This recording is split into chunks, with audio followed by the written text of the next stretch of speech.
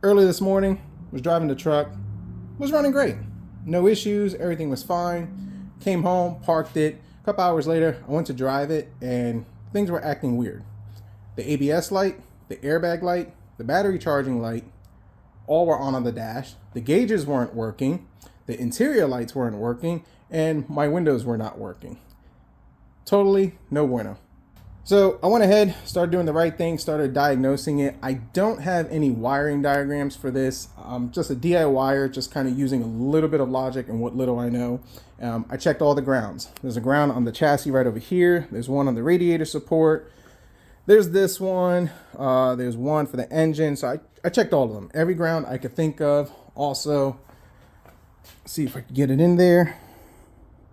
But underneath this pillar cover, there's a ground right in there. Check that one. Everything is tight. Nothing's corroded. Nothing's bad. This is not a northern truck, so everything looked as good as can be. Now I did try to plug in the scan tool to kind of see what codes I had, and it wasn't reading the ECM, BCM, wasn't reading nothing. That's a big problem. So the grounds are good. Automatically, you would start assuming that the computers went bad. So before I went and started just buying parts and throwing the parts cannon at it, the next thing ideally would be to do is to check for powers and grounds. But like I said, I don't have a wiring diagram. Just going over the grounds I was able to, that I know of. And you do want to be careful when you're probing because you don't want to backfeed power. You could create a short. Now the truck does run and drive, although not running the best with this issue. But to kind of show you exactly what it's doing, and as you can see, I have everything ripped apart, and yeah. But let's go ahead, let's fire it up.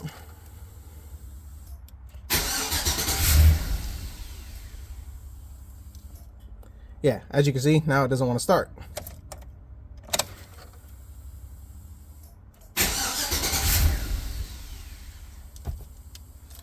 So yeah, that's not good. Interior light's not working. And this is exactly what you're getting on the gauge cluster.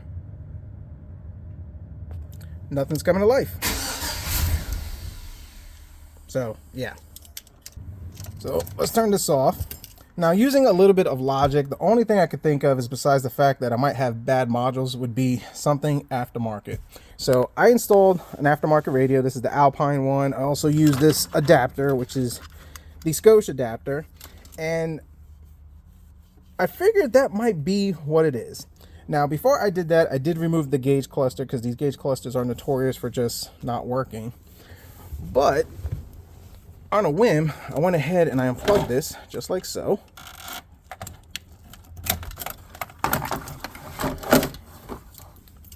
And now my lights are on. Windows working.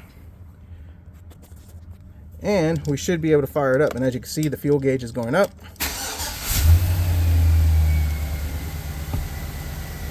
Truck fires up, no issues, running perfect. So now to show you proof of concept, let's fire this off. And I'm gonna plug this back in, so gotta do this, can't do this one-handed. All right, so it's plugged back in. Now look at the gauge cluster. Yeah. Now it's even doing more wonky things. Now these lights are coming on. Windows are not working. I lost most of my lights. And now the truck doesn't even want to fire it up. So let's unplug this. Unplug this. Can I do it one-handed? Baby. There we go.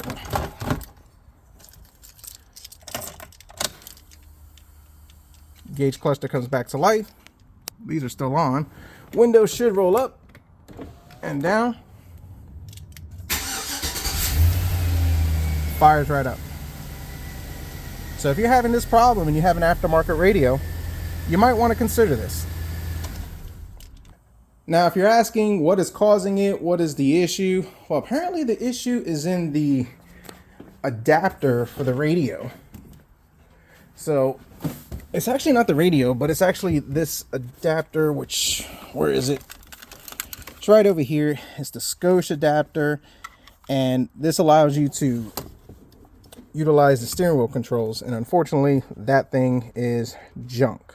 Getting on a couple of forums and websites, apparently these things are notorious for doing that. There is a brand that does make a better one, but if you're running into this issue and you have an aftermarket radio, definitely consider that to be your problem. Of course, check your grounds, check your powers if you have a wiring diagram, but aftermarket radio, unplug it and everything should come back to life. So hope this video helps. Thanks for watching.